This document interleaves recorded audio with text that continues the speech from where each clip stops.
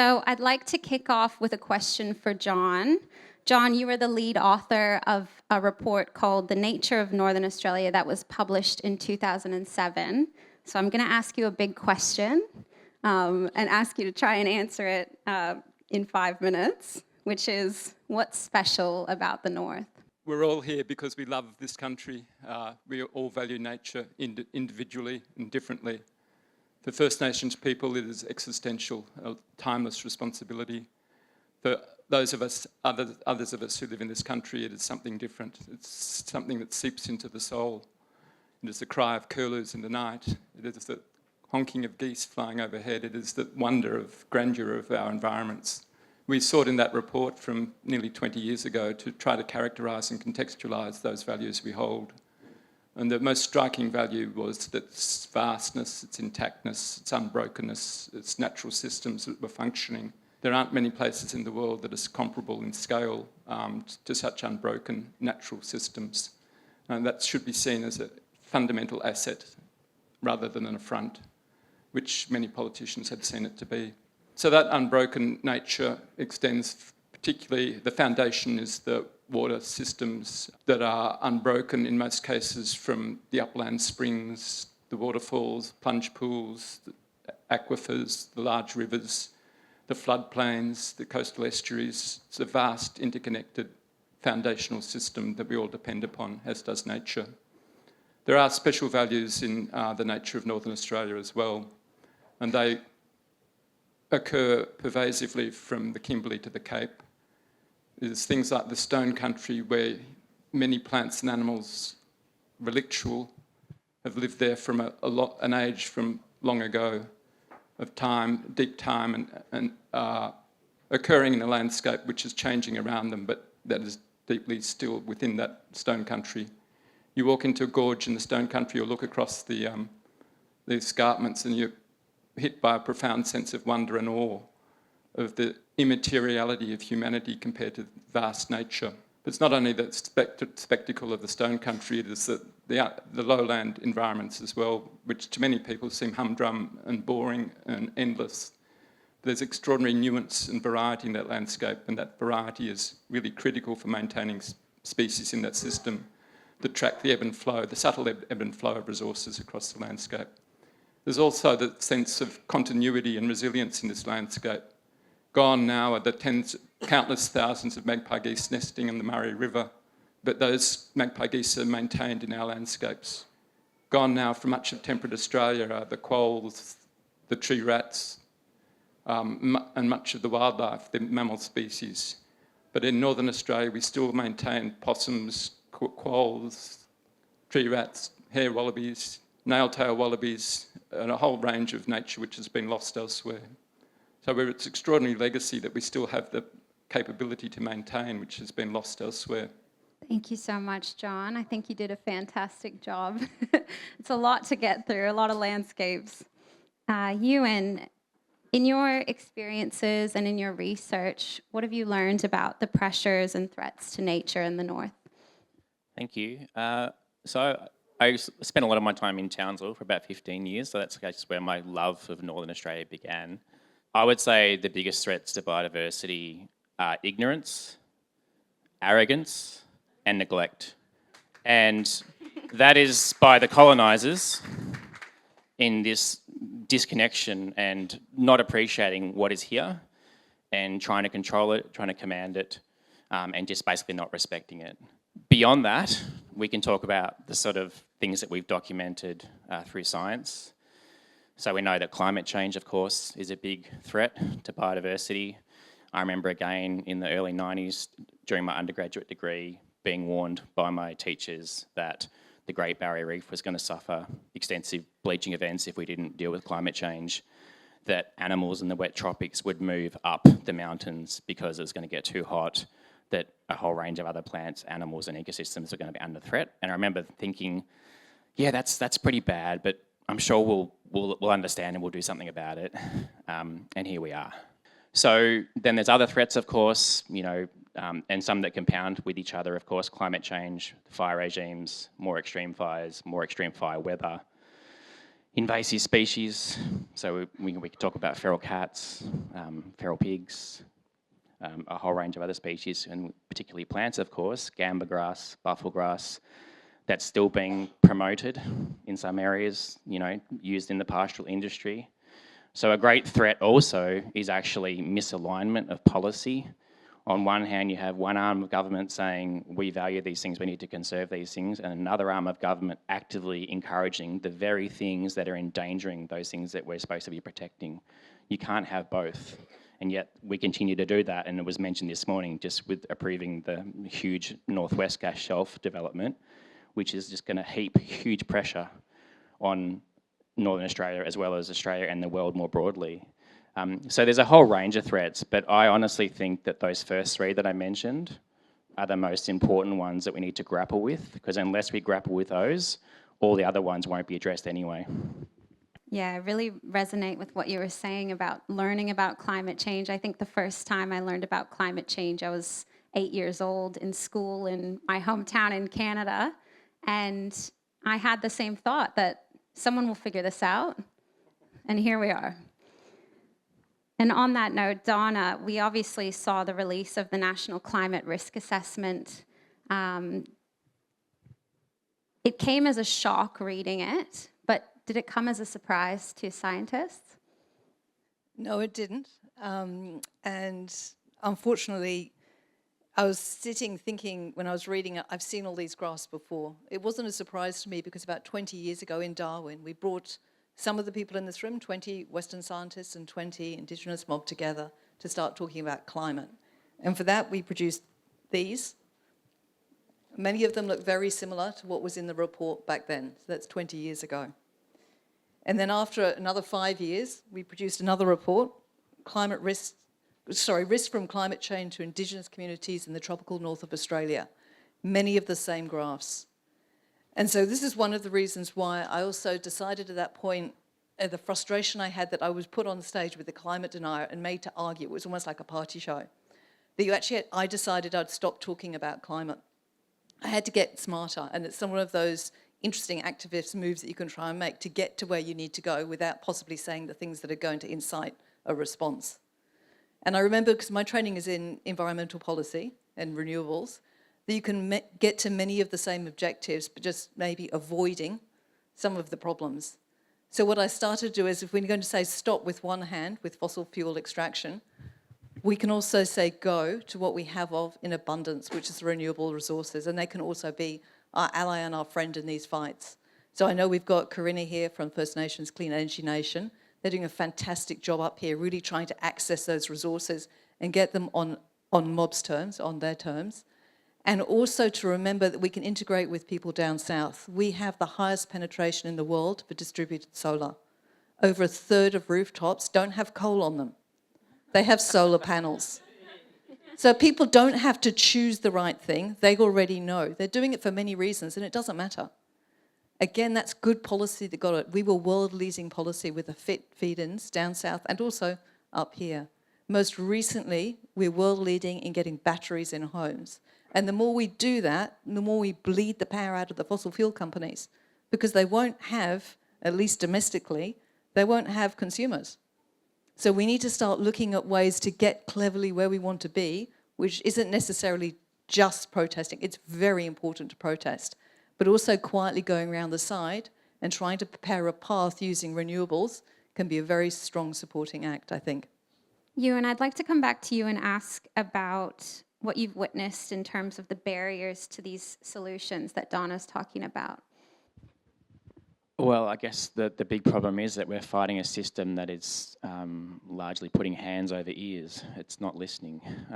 The issues that we face are not new. We've known them for a long time. But as I said before, we have misalignment with policy and priorities, So we have the example, of course, of what just happened recently with the release of a report, which should be incredibly confronting for everybody about where we're headed with climate change, and then in the same week they approve a massive gas development. So again, those two things are just completely opposed. So until we are more honest with ourselves about environmental policy and where that's going, we're not expecting to see better outcomes, far from it. And of course, we contributed to a huge report looking at the state of savannas in Northern Australia, and we know that roughly 45,000 hectares of habitat was destroyed in about 20 years. Another 150,000 is slated or approved to be destroyed, and possibly another 100,000 on top of that, could be developed or destroyed for cotton. So we need to have a really good, hard look at ourselves and think about what do we want in the future. And as someone said this morning, I can't remember who it was, but who is this for? Like, who is actually benefiting from this? Because a minority of people might be, but most of society is definitely not. So I would also just like to say that I think we need, where we can, to support people that are already being, outspoken and fighting the good fight in the public. They're still very much a minority, and they pay a high cost, and I can certainly personally speak to that. But we need to support them more to do that, and I would put a call out to the conservation community that more of us need to do that, because if we don't do it, who's going to do it? So I think the big thing we're all waiting for, of course, is to see, what's going to happen with the EPBC, and whether we have really important things like an Environment Protection Agency that actually has teeth, that is independent from government, that can say no to a development based on, the scientific reasoning and the impacts, that has a climate trigger. So, these things are big, important issues that we need to see change in environmental policy. Thanks, Ewan. Ro, we heard from Ewan just then about, what we need to do, a call to action.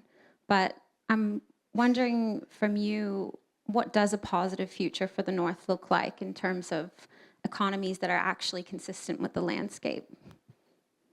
I was really inspired this morning listening to the wonderful warm welcome from the Larrakia traditional owners talking about being anchored in country. And I think we've heard a lot today about how country is here, country is with us, it has a voice, we need to learn to listen to that voice. And the other point that was made this morning was that when we talk about developing the North, it's already developed. It's already thriving, it's alive with languages that were grown up here on country. The other side, though, is that we know that First Nations people particularly are facing incredible poverty, are facing deteriorating conditions, have inadequate housing, have inadequate water supplies, particularly under climate change. So we really need to do some smart thinking and some smart work on what the economies of the future are. The future is really with us now. We've learnt that from First Nations people. The future, the past, the present, they're all together. I just want to introduce the idea of anchor businesses. Some of you will have heard that in the past, and a lot of work was done on anchor businesses with Cape York Partnerships and Balcanoe a few years ago. They were really trying to anchor their businesses in what was then termed mainstream economies. In the 25 years since the Nature of Northern Australia report, and I was part of the Land and Water Task Force, we've come to see that the anchor businesses for First Nations in Northern Australia are Indigenous land and sea management. And we've had some really great economic analysis that has shown us that when government invests in ranges, when government invests in Indigenous protected areas, in 3 years or so after that, you get Indigenous businesses being formed to service those economies. So we've got the economic analysis that shows that to be true. So government investing in Indigenous land and sea ranges is not just good for country, it's also good for economies. And economies beyond being dependent just on government as, as a welfare hand. It really is truly the hybrid economy, which we're going to hear more about this afternoon. It's government as the guiding hand of development. The other thing our economic analysis has also been able to show us is that there really is no connection between the industrial economy and the First Nations households. So the myth that investment in agriculture, in mining, in these sort of extractive industries will bring benefit to Indigenous households has shown to be not correct. The flows from Indigenous people in businesses and Indigenous people in households really is one side of the economy. So what we're looking at when we talk about developing Northern Australia from the point of view of the white paper, from the point of view of gas streaming or all of these ideas that we hear, is really just ongoing colonisation. It's about new people coming in to extract resources for their own benefit, for the benefit of the military industrial complex, for the benefit of multinational corporations. Somehow, I think Peter Garrett's point this morning is that we haven't been able to take people with us in understanding that. That's really where our future challenge and the challenge of people in this audience lies. How do we help people understand that the future of Northern Australia lies in caring for what's here, caring for the people and their connections with country, nurturing it through investment in things that actually mean things to local people. We know Indigenous land and sea ranges and investment in Indigenous land management is part of that. It's also been shown that investment in art, in Indigenous art centres is part of that. Somehow we need to change that narrative. So the future looks like a thriving natural landscape, thriving languages, thriving cultures, and thriving economies based on what's here that are understood by the Australian public at large, so that they're very supportive of ongoing investment in those things that matter, in those things that truly do produce economic benefit. And every time someone comes up with snake oil dreaming about let's have another gas hub, the Australian people say the same thing they've been saying about uranium mining and nuclear power. Nah, we don't want that, mate. That's the future I'm looking for.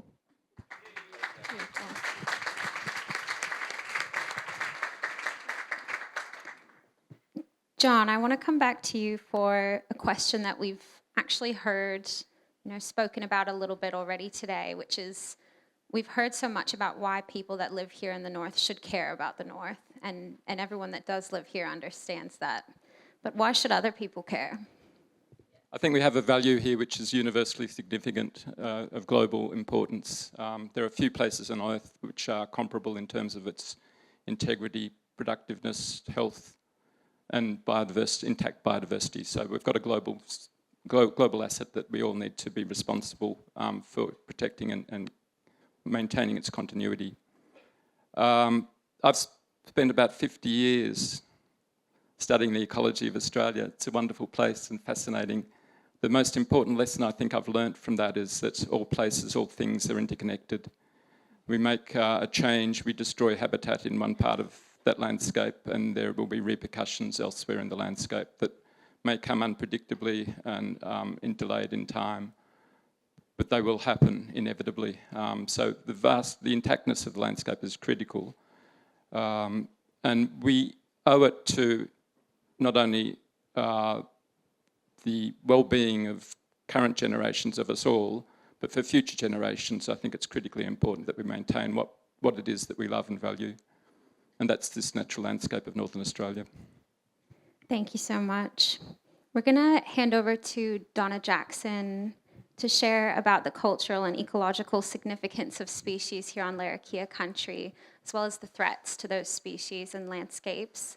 But before I do, I just want to thank these scientists for joining us. I know from my brief foray into academia that being in the thick of the research that can be very devastating takes a toll, and we thank you for all the work that you're doing and that you continue to do.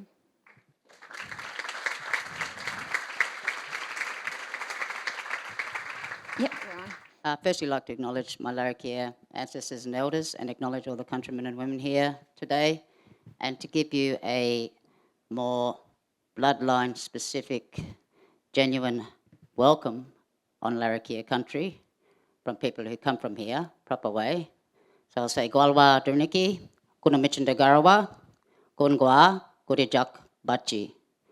which loosely translated means this is our country, salt water and fresh water, and all you mobber come here, and that's good. So thank you and welcome to our country. I'm a little bit upset today because some of the research I've done in the last few days has been about pest management and the lack of accountability. The fact that dingoes are now considered pest animals, so they've been removed from native dogs to pests, now called wild dogs.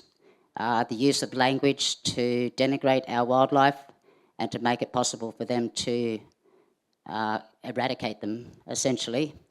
I'll be doing a small slideshow at the end just to show some of those things. I warn you now that there will be some slides in there that some people might find confronting. I certainly found it confronting doing the research. So it's a little difficult to speak in general terms about the importance of wildlife to our sacred sites. The whole lot is important to us: the land, the sea, the water, the air. I spoke here some years ago on a water conference and I said they're poisoning everything, and I haven't seen any change. They're poisoning our air, poisoning our water, they're poisoning our soil, they're poisoning our wildlife. Every aspect from water to the air is being poisoned by non-Aboriginal people.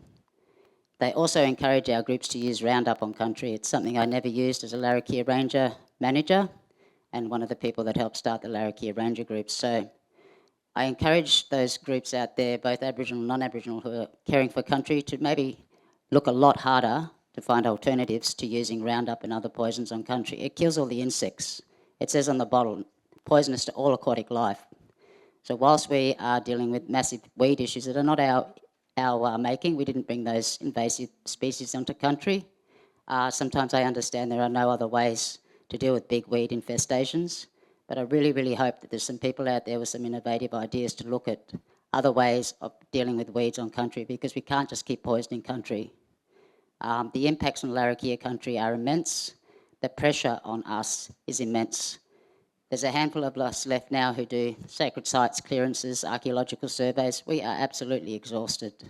We also suffer another impact that I guess is a result of us seeing what's happening to our country and us speaking out, those of us who do. It's more of a spiritual warfare. I won't get into it today, but it's real and it's quite daunting. And even walking around today where I'm staying, I felt the stares of some people that I'm not really sure what their intent is, but I know there's other countrymen here and women who may understand what I'm talking about. There's some really no good people around this place, you know, really no good people. And they are quite scary, and they hold a lot of money and a lot of power, a lot of resources and a lot of technology.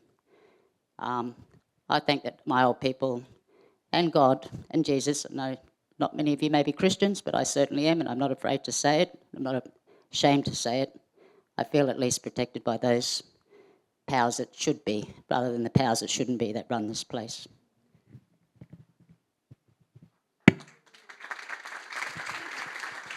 Thank you, Donna. Would you like to run us through your slides now? Here's the clicker. Here you go. Yep. So yeah, just a quick look at the legislation. I'm not sure if many of you know that the use of steel jaw traps is illegal in 3 states in Australia, or 3 states and territories in Australia. They're those steel jaw traps that close around the leg, supposedly of just dingoes and whatever else is unfortunate to get caught in them. No surprise where those places have made it legal. Some of them also allowed the use of large steel jaw traps. There's also this euphemistic soft or padded steel traps. I don't think that the padding makes much difference to the breaking of the animal's legs and the non-target species. That's what we're allowing to happen right now in Australia, particularly in Queensland, where there is absolutely no prohibition to any of the steel jaw traps. And of course, the target species, now called wild dogs, no longer considered native animals. I'm only showing you the stills. I had to watch through some YouTube videos to collect this imagery. It's very disturbing, I can assure you. In one case, one of the people whose space I do show on here, because they've decided to publish themselves on YouTube, talked about having gone on a holiday for 2 days before he could come back and check the traps. As far as I know, that's illegal. You can't set steel jaw traps, go on a holiday for 2 days and come back and see if you caught anything. You've left that animal sitting there in absolute horrific pain for 2 days, without any food or water. Now, remember, they're being called wild dogs. I'm not sure I see any wild dog ness in those dingoes that are hung up on the front of that car there. So the other thing around this is the confusion in looking at the legislation. It's like the usual smoke and mirrors of government and industry, where you say, oh, there's this law, and, you know, there it is, go and have a look at it. It's very difficult to follow. You could easily wiggle worm your way out of being liable legally for cruelty to animals by saying you didn't understand the Act, because it was very difficult for me to follow. Ostensibly, in the last 10, say, years, they've passed a whole bunch of laws to make it legal for people to eradicate pest species on their properties. There doesn't seem to be any monitoring around that. Maybe I'm wrong, maybe other people who are in this area could tell me that there is thorough monitoring and there's people going out and make sure animals aren't being treated cruelly. I couldn't see any of that in what I was observing. So yeah, this is the new National Wild Dog Network. Now this came in while we were all in lockdown. Also came in was a suspicious disease from Northwest Australia, a tick-borne disease that can also spread to your domestic dogs, and apparently can also cross the species barrier and spread to people. Hence the case recently of a lady in WA dying. I'm pretty sure it's from the same disease. For me, the arrival of various feral animals and pests are very suspicious. What it amounts to at the end of the day anyway is a loss of resources for us, Aboriginal people living on country, and it's a loss for us to be able to live on country. So it makes me suspicious where some of these diseases and weeds and feral animals come from, and how exactly they arrived here, and how they're able to spread so quickly. Yeah, just a snapshot of who's on it. So there's a committee's been set up, a National Wild Dog Network Committee, sat on by only non-Aboriginal people, to put it in the nicest of terms. No environmental groups, no Aboriginal people on those committees. The farmer that's the chair of that committee, oh well, he's losing $20,000 worth of sheep a year, so that's a tick for taking out all the dingoes in Australia legally. Here in the NT, to bring it back to our perspective, it's also a little bit confusing, and the government, I'll try and get it to there. Oh yeah, so here's one of the fellas who seems to take a little bit too much joy, in my opinion, in killing dingoes. He also talks there about using live animals in the traps, which is highly illegal in any state. In the video, he uses a guinea fowl, but he also traps a couple of bandicoots, which he calls bandicoot rat things, pretending that he doesn't understand what a bandicoot is. It's clearly a northern bandicoot. I don't know if it's Isodoon, the northern brown bandicoot, or which bandicoot it is. He pretends he doesn't know what a bandicoot is. It doesn't show on the video what he does with these animals. Given that the title of his video is live bait trapping, I'd be concerned about what he actually uses those bandicoots for, or what happened to the bandicoots. The other fella, apparently he's an expert on whether dingoes are native or not to Australia. Just saying because he said so, that they are obviously an introduced pest. He acknowledges that they've been here for 4,000 years. He says, well, when does something become native? That's all rubbish, they're pests, he says. He goes on to describe that, you know, they're clearly mixed dogs and they're all mixed pig breeds. And then his very next photo is obviously a pure dingo that he's just trapped. I can't see any pig dog in there. Can anyone see pig dog in that one? You know, they're all mixed breeds. We'll just go on killing them. So the NT legislation, can anyone see anything there that says it's okay to use soft, or what they call padded steel traps? Because I can't see anything in there that says that. And yet if you go to the National Network of Wild Dog, or the National Wild Dog Network, whatever the acronym is, it says in there that you're allowed to use soft steel trap or padded steel trap. They still smash legs and smash limbs and catch non-target species. And that's it. Thank you, everyone.